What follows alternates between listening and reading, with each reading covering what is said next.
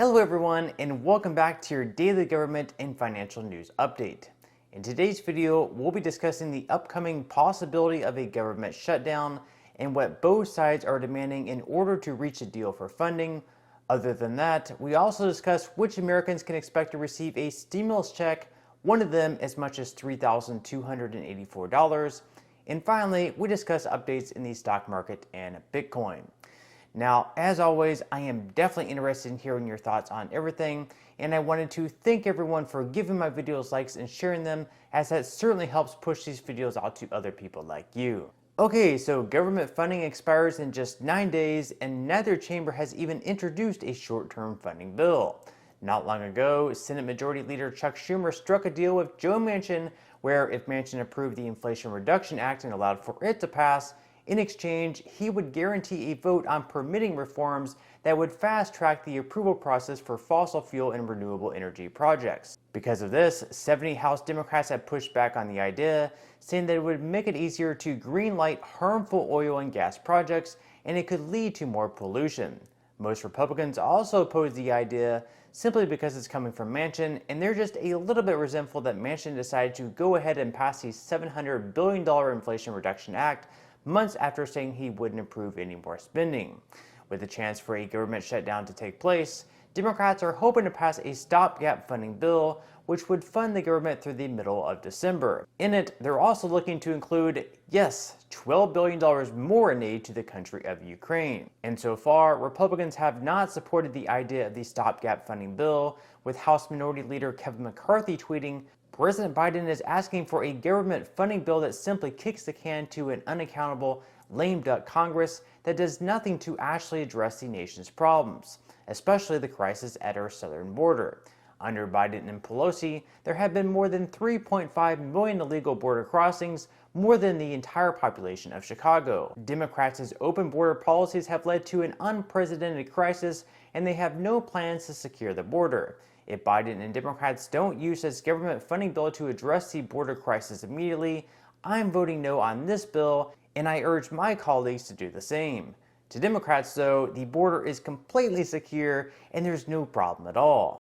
We have a secure border in that is a priority for any nation, including ours and our administration. We have taken unprecedented action over the past year and a half to secure our border. And we have a process in place to manage migrants at the border. We're working to make sure it's safe and orderly and humane. The border is closed. We agree that the border is secure. The border is secure.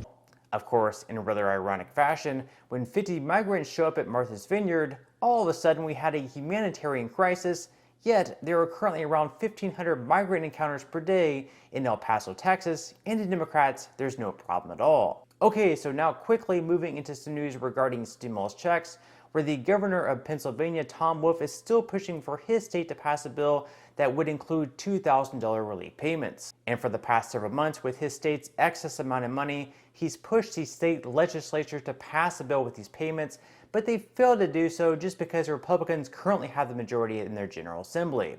Now, Republicans have been against doing this because, for one, they say that it could actually worsen inflation, and for two, they believe that it's more of a publicity stunt to buy votes, especially this close to the upcoming midterm election.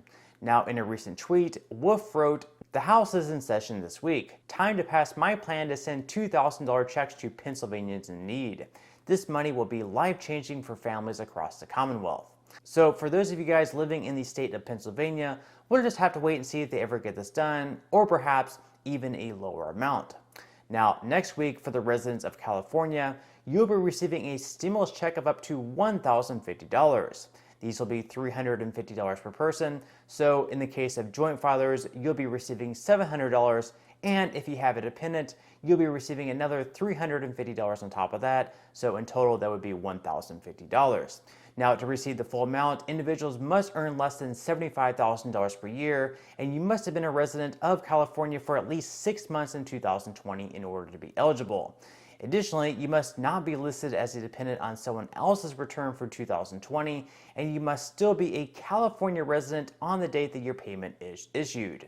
Now, considering that many people have left the state since the pandemic started, a lot of people who normally might have been eligible for these payments won't be receiving the money. Also next month, nearly 2 million residents of New York can expect to receive a $270 stimulus check, at least according to the state officials. These are a part of the additional NYS Child Earned Income Tax payment that was approved for the 2023 state budget, and eligible residents do not need to take any action in order to receive these payments. If you're one of these 730,000 or so residents living in the state of Alaska, you should have received the largest payment ever sent out by the state yesterday, as they began sending out the $3,284 annual dividend distribution.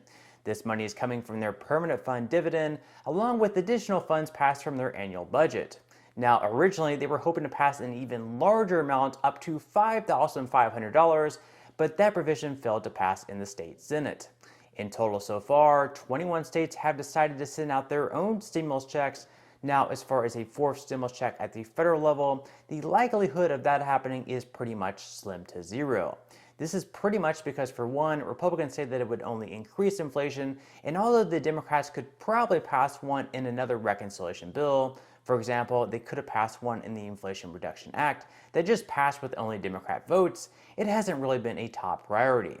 It also might have been difficult to get the more moderate Democrats such as Joe Manchin on board with a fourth relief payment.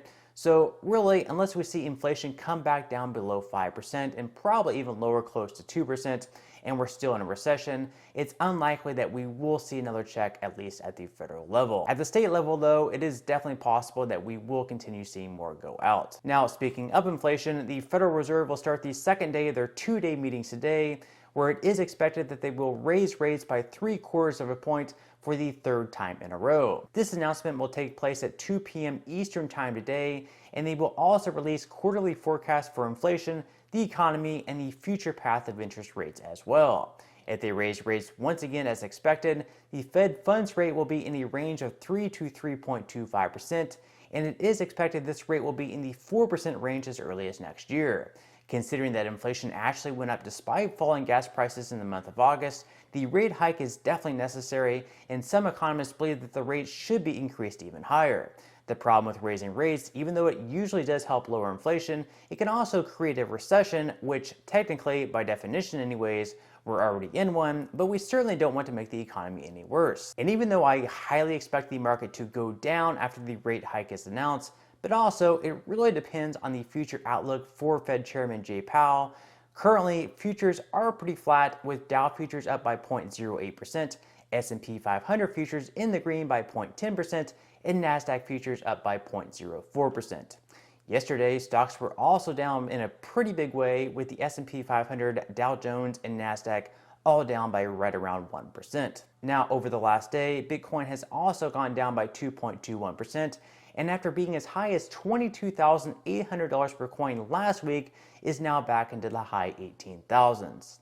Now, even though the market is down, getting in at these much lower prices is actually considered to be the best time to buy in, just because you're getting in at much better prices to factor in for future growth. So with that said, if you would like to receive up to 12 free stocks and $5 worth of Bitcoin, in the comment section below, I will leave a link where you can receive just that from my partner in Webull. And even if you don't feel like investing at this time for whatever reason, once you receive the free stocks, what you can always do is just sell them for what they're worth and then transfer that money right back to your bank account. So in total, you should be receiving a value of at least $50 or more. Some people have actually received over $3,000 in the past, which will be taxable, but still you can think of that as just some free extra money with just a few minutes of work. But on that note, I'm going to go ahead and wrap up this video. If you enjoyed the content in today's video and you would like to see more like it, make sure to give this video a like, subscribe to my channel, and make sure to ring the notification bell. That way you won't be missing any of my future videos. And until next time, I hope you have a wonderful day ahead, and I'll see you in the next video.